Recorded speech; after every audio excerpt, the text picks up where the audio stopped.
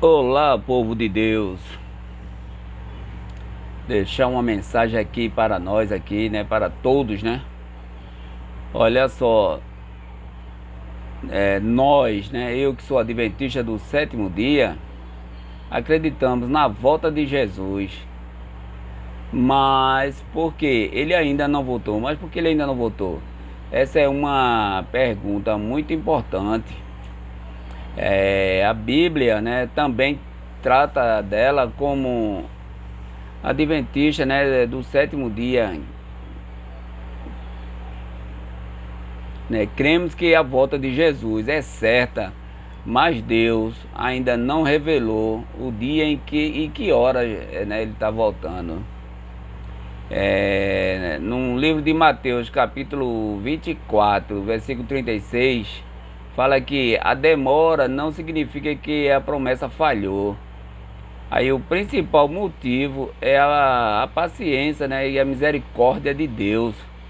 O texto mais claro, né, que fala lá em 2 Pedro 3,9 é que o Senhor, ele não tarda e a sua promessa, ainda que alguns, né, a tenham por tardia, pelo contrário, ele é paciente para convosco, aí não querendo que nenhum pereça, senão que todos cheguem ao arrependimento. Aí o Senhor, ele não retarda e a sua promessa, ainda que alguns a tenha por tardia, pelo contrário, ele é paciente para convosco, não querendo que nenhum pereça, senão que todos cheguem ao arrependimento. Mas antes de terminar, antes de concluir, vamos fechar nossos olhos e vamos conversar com Deus, pedir a direção dele, né? Maravilhoso Deus, nosso Pai eterno e amado, agradecido estamos, Senhor, pelo Senhor estar cuidando de nós e nos dando o discernimento necessário para entendermos o seu significado, o seu propósito com a vida da gente. Que o Senhor abençoe a todos, que o Senhor esteja com todos nós e que o Senhor possa nos dar sempre, né, esse entendimento da tua palavra, esse conhecimento que para nós é um é, que para nós sempre é um prazer, né, receber a gratidão e o conhecimento. E o Senhor mesmo nos diz, não fala que lá no livro de João, capítulo 8, versículo 32, que conhecereis a verdade e a verdade vos libertará. Pois bem, quando nós passamos a conhecer a verdade nos liberta. Que Deus abençoe a todos e vamos dar seguimento na nossa leitura de hoje. Amém? Pois bem, vamos lá continuar. Olha só. Aí, né, o Senhor não retarda a sua promessa, ainda que alguns a tenham por tardia, né? Pelo contrário, ele é paciente para convosco, não querendo que nenhum pereça, senão que todos cheguem ao arrependimento.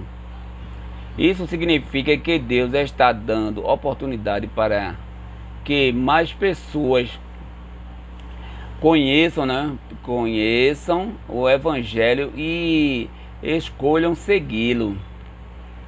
A missão da igreja ainda está em andamento, né? Jesus disse no livro de Mateus, capítulo 24, versículo 14: e será pregado este Evangelho do reino por todo o mundo para testemunho a todas as nações, então virá o fim.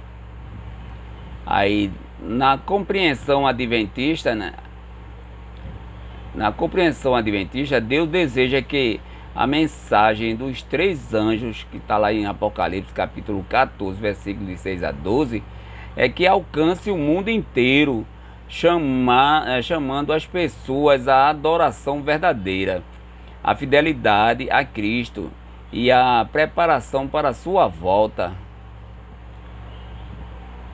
O aparente atraso, né, nos fortalece a fé. Olha só, o aparente atraso, né, fortalece a nossa fé. Aí nos dias dos apóstolos, né? Aí muitos pensavam que Jesus voltaria imediatamente, né? Com o passar do tempo, alguns começaram a duvidar. Aí Pedro, ele explica que para Deus, né, um dia é como 1000 anos e 1000 anos como um dia. Segundo Pedro, capítulo 3, versículo 8.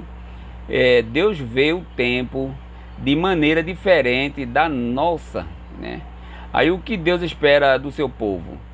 A Bíblia, né, nos convida a viver preparados. Aí Jesus contou parábolas, né, sobre os servos vigilantes, aí virgens prudentes e talentos, aí mostrando que a espera deve ser um tempo de fidelidade, santidade e missão. Aí para nós, né, adventistas, a demora da volta de Cristo não é motivo de desânimo, mas de responsabilidade. Aí cada dia é uma oportunidade para crescer na fé, anunciar o Evangelho e refletir o caráter de Jesus. A melhor atitude é no livro de Apocalipse, capítulo 22, 20, que fala: aquele que dá testemunho destas coisas diz: certamente venham sem demora. Amém. Vem, Senhor Jesus. Aí creio que a volta de Cristo está mais próxima hoje do que nunca. E Deus deseja encontrar um povo preparado e perseverante. Por isso, né, que Jesus aparentemente ele demora, né? A luz do grande conflito e do santuário celestial nos explica. Olha só. Aí na compreensão adventista do sétimo dia, a aparente demora de volta, né, de Jesus está ligada ao grande conflito, então, entre Cristo e Satanás, e ao ministério de Cristo no santuário celestial. Aí o grande conflito, né? Aí desta rebelião de Satanás, que está lá no livro de Apocalipse, capítulo 12, exige, né, uma controvérsia sobre o caráter de Deus e o governo divino. Aí Satanás acusou Deus de ser injusto, em vez de destruir imediatamente o pecado, né? Aí Deus permitiu que o universo visse as consequências da rebelião. A cruz de Cristo revelou plenamente o amor, a justiça e a misericórdia de Deus. Aí o ministério de Cristo no céu, né? Aí depois de sua ascensão, Jesus entrou no santuário celestial como nosso sumo sacerdote, né? Está lá no livro de Hebreus, capítulo 8, versículos de 1 e 2.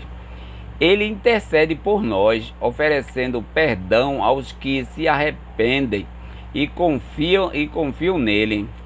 Aí a doutrina adventista nos ensina que Cristo realiza uma obra final de julgamento antes de sua volta, frequentemente, né, chamada de juízo investigativo. Está no livro de Daniel, capítulo 7, versículo 9 a 14. E Daniel também, capítulo 8, versículo 14. E Apocalipse 14, versículo 14, de 6 e 7. Aí esse julgamento, né, não serve para informar Deus, que conhece todas as coisas, mas para demonstrar diante do universo que suas decisões são justas, porque Jesus ainda não voltou. Essa é uma pergunta muito boa, né? Muito relevante. A doutrina adventista nos ensina que Cristo realiza uma obra final de julgamento antes de sua volta, aí frequentemente chamada de juízo investigativo. Aí Daniel capítulo 7, versículo de 9 a 14, né? E Daniel capítulo 8, 14, né? Informa aí também Apocalipse 14, 6 e 7, né? Que eu já falei, né? Esse julgamento não serve para informar que Deus, né, conhece. Deus conhece todas as coisas. Então, além da misericórdia de Deus, há outro aspecto importante. Deus deseja um povo preparado, que o povo esteja preparado, gente. Então, o Apocalipse ele descreve um povo que guarda os mandamentos de Deus e tem a fé de Jesus Cristo. Aí, Apocalipse 14:12.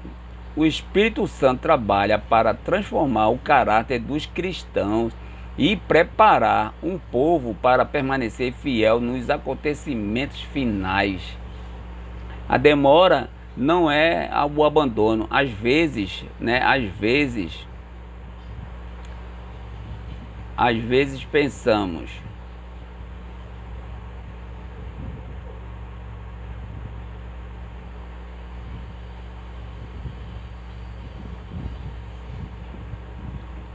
já faz quase 2000 anos, mas do ponto de vista, né, bíblico, do ponto de vista bíblico, este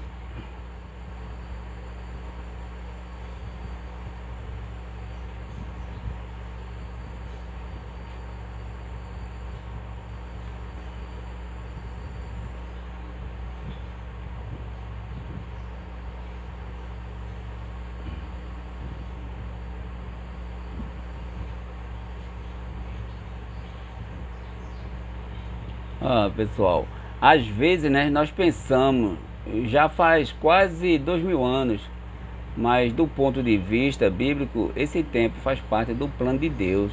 Quando a obra de Cristo no santuário celestial terminar, né, e o evangelho tiver sido proclamado ao mundo, Jesus voltará com poder e grande glória. Mateus 24, de 30 a 31.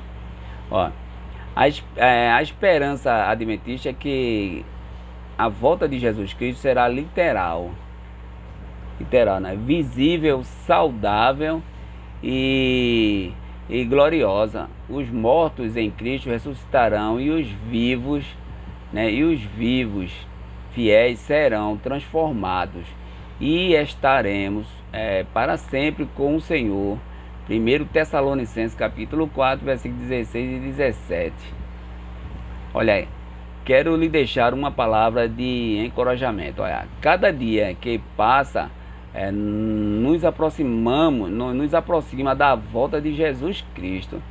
A demora que sentimos é, na verdade, uma demonstração da paciência de Deus e da certeza de que Ele cumprirá sua promessa no tempo certo.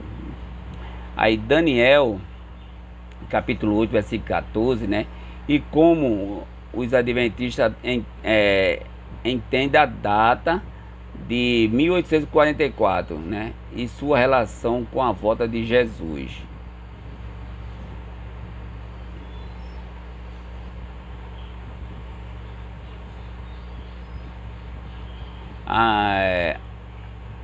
Essa é uma das doutrinas centrais da Igreja Adventista do Sétimo Dia. Como é que se diz? E da forma mais simples, né? Aí vamos ver aqui a forma mais simples. Ó, no Daniel 8,14, o verso diz: até 2300 tardes e manhãs, e o santuário será purificado. Daniel 8,14, né? Aí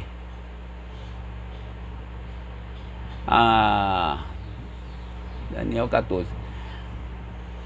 Aí na interpretação adventista, as 2300 tardes e manhãs representam 2300 anos, seguindo o princípio profético de um dia por um ano, né? Conforme no livro de Números 14:34 e Ezequiel capítulo 4, versículo 6. Aí quando começa esse período? Olha, o livro de Daniel capítulo 9 nos ajuda a identificar o início, né? Aí o período começa com o decreto para restaurar e reconstruir Jerusalém, emitido em 457 a.C. E no livro de Esdras, também, capítulo 7. contendo 2.300 anos a partir de 457 a.C. Ó, aí chegamos no ano de 1844 depois de Cristo, né, a linha do tempo, né? Aí o decreto para restaurar Jerusalém, 457 a.C. Aí o fim das 2.300 tardes, né, e manhãs, 1844 depois de Cristo.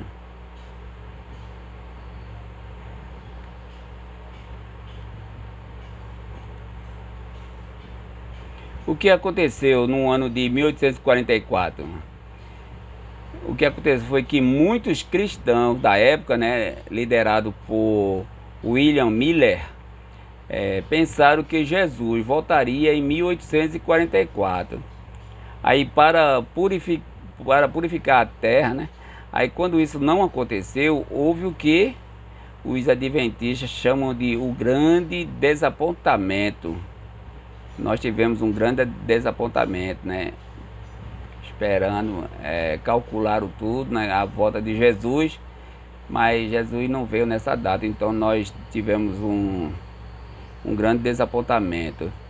Mas após o estudo, né, mais profundo da Bíblia, os adventistas concluíram que o erro não estava na data, mas num evento esperado.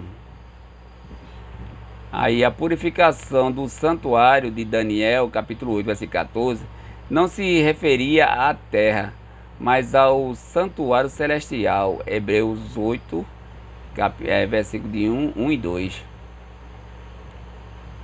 Aí, assim, no ano de 1844, Jesus entrou na fase final de seu ministério sacerdotal, no lugar santíssimo do santuário celestial, iniciando a obra de julgamento antes de sua segunda vinda. Aí isso significa que Jesus poderia voltar logo após 1844. Sim, aí na compreensão adventista, né? Desde 1844 vivemos o tempo do fim. O juízo está em andamento e a volta de Cristo pode ocorrer quando a obra se completar. Não marcamos datas para a volta de Jesus, porque o próprio Cristo disse que ninguém sabe o dia nem a hora. Mateus 24:36. Qual é a mensagem prática? A doutrina de 1844 não foi dada para criar medo, mas para chamar o povo ao arrependimento, à confiança em Cristo e a preparação para a sua volta. Jesus hoje é o nosso advogado e sumo sacerdote, intercedendo por nós. 1 João capítulo 2, versículo 1, né? E Hebreus 7:25. Ó, a mensagem de Apocalipse 14:7 resume isso. Ó. Temei a Deus e dá-lhe glória, pois é chegada a hora do seu juízo. Queridos,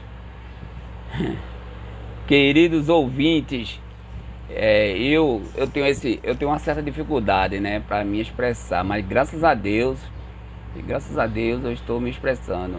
Por que eu estou dizendo isso? Porque no final de outubro de 2013 eu tive uma dor de cabeça bem forte, né? Eu já vinha sentindo essa dor de cabeça, né? Uns meses, né? Assim, no começo de 2012 começou a dor de cabeça bem forte, mas foi em 2013 que ela veio forte mesmo, parecia que a minha cabeça ia explodir. Enfim, eu fiz, aí minha filha me socorreu, né? E me levando num pleno domingo, um dia, acho que foi no dia 20, eu não lembro, eu sei que foi 23 por aí, eu não sei, não lembro direito a data. Eu fui chegando e fui logo ficando internado, né? Passei pela recepção e a recepção não queria me atender, não queria me atender. Então minha filha começou a falar: meu pai tá morrendo de cabeça, é assim, assim. Aí resolveram me atender. Aí me levaram para fazer uma tomografia, né? Eu fiz a tomografia e acusou uma lesão no meu cérebro, né? Eu perguntei ao médico, o que eu tenho? O doutor, ele disse, você está com uma lesão no cérebro e você vai ficar internado, seu Luciano. Tá bom. Aí quando passou uma semana, uma semana não, não foi numa segunda-feira, eu fiz uma ressonância magnética, aí acusou um tumor no meu cérebro.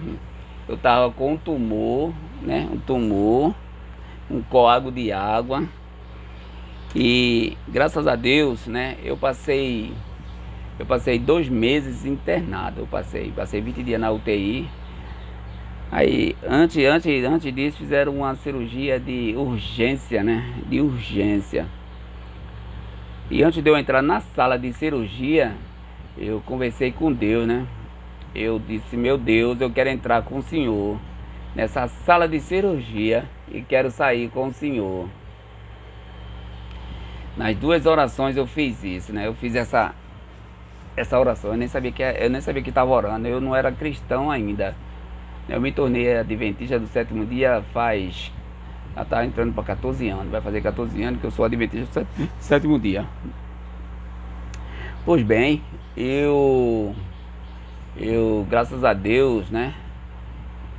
Eu tive um acompanhamento, fui bem tratado por estar no hospital público, né? Mas eu fui bem tratado, Hospital da Restauração. Claro que eu fiquei com sequela e continuo com sequela até hoje. Eu tenho uma certa dificuldade assim para andar e tudo. Estou me expressando até um pouco melhor, mas essa parte minha aqui, ó, tá toda dormente, né? Tô todo dormente. Perdi a audição do ouvido esquerdo, eu não escuto, nem com o aparelho, mas eu escuto com esse ouvido. Perdi 50% de força, certo? Perdi 50% de força. Eu sinto tontura o tempo todo. E eu tomo bastante remédio, infelizmente. Eu tomo carbamazepina de 200 mg. Eu tomo losartana, losartana de 50, lodipino de 5, é tudo para pressão. Tomo também metformina, tomo de 850. Tomo 2 glicazilhas de uma vez só, de manhã,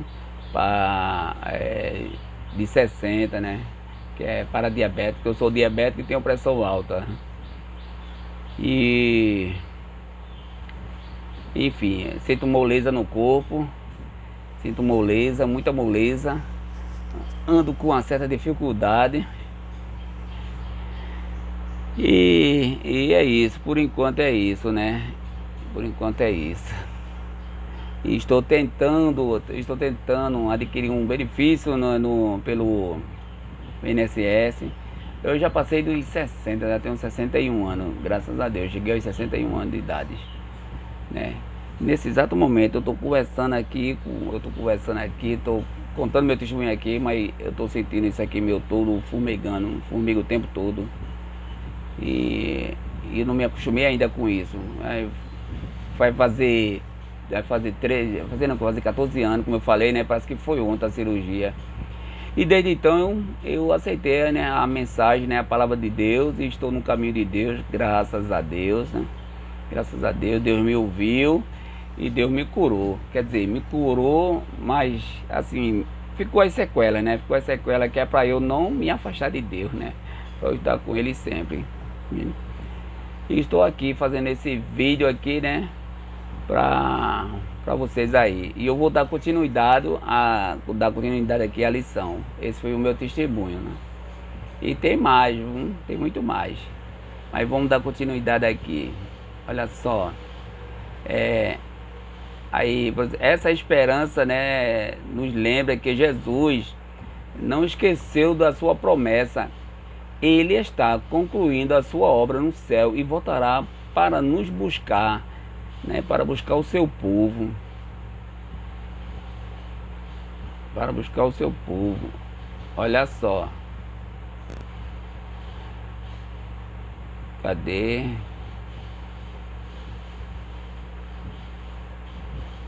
Aí, para conhecer, para eu entender o que se passa dentro de mim, né, eu preciso saber, né, a total sabedoria e sinceridade diante de Deus, né? Embora, né, eu não pareça exatamente, né, a ideia de estar presente em vários textos, né, a palavra de Deus, né? O sentido é, antes de falar, agir, julgar alguém ou tomar uma decisão importante, devo examinar meu próprio coração, olha, minhas motivações, meus pecados e minhas emoções. Jesus, ele nos ensinou no livro de Mateus, capítulo 7, versículo 37, quando disse: por que, né, vês o argueiro no olho do teu irmão, porém não reparas na trave que está no teu próprio olho? Olha só, isso é muito forte, hein? Aí, ó, porque vês o arqueiro no olho do teu irmão, né? Porém não reparas na trave que está no teu próprio olho. Olha, Jesus, ele mostra que precisamos olhar primeiro para dentro de nós mesmos antes de corrigir ou nos expor diante dos outros. Diante dos outros, irmãos. Aí, ó, no livro do Salmo, o rei Davi, ele falou, no Salmo 139, 23 e 24, ele falou: sonda-me, ó Deus, e conhece o meu coração, prova-me e conhece os meus pensamentos, vê se há em mim algum caminho mau e guia-me pelo caminho eterno. Queridos, o rei Davi, né, ele está pedindo a Deus que revele o que está dentro dele. Aí esse é o verdadeiro conhecimento interior, permitir que o Senhor, que nosso Deus, ele mostra nossas intenções, né? Nossas intenções, medos, orgulho, mágoas e pecados. Também no livro de 2 Coríntios, capítulo 13, versículo 5 diz: examinai-vos a vós mesmos para ver se realmente estáis na fé. Portanto, a frase, né, pode ser entendida assim, ó: quero primeiro permitir que Deus examine meu coração e entender minhas próprias lutas, para depois me colocar diante dos outros ou tomar determinadas atitudes. Isso não significa viver isolado ou nunca compartilhar nada, mas agir com prudência, humildade e maturidade espiritual. Quem conhece o próprio coração depende mais da graça de Deus, né, e julga menos os outros. A aplicação prática é, antes de responder uma ofensa, assumir um ministério, fazer uma crítica ou contar algo muito pessoal, pergunte o que está motivando meu coração, o seu coração. Eu estou buscando a glória de Deus ou apenas reagindo às minhas emoções? Aí que o Senhor lhe dê a mesma oração que de Davi, né? Que Deus sonda-me, ó Deus, o conhecimento e conhece o meu coração. Em nome de Jesus, amém. Pois bem, aqui eu termino mais uma oração, mais uma meditação, né, da palavra de Deus com o meu testemunho, e que possamos seguir sempre em frente, né, no caminho de Deus. Que Deus abençoe a todos, fique com Deus, tenha um excelente dia, uma excelente noite, uma excelente tarde, uma excelente noite. É o meu pedido e agradecimento, povo de Deus. Fiquem todos com Deus, em nome de Jesus, amém. Tchau, tchau. Até o próximo vídeo, se assim Deus permitir.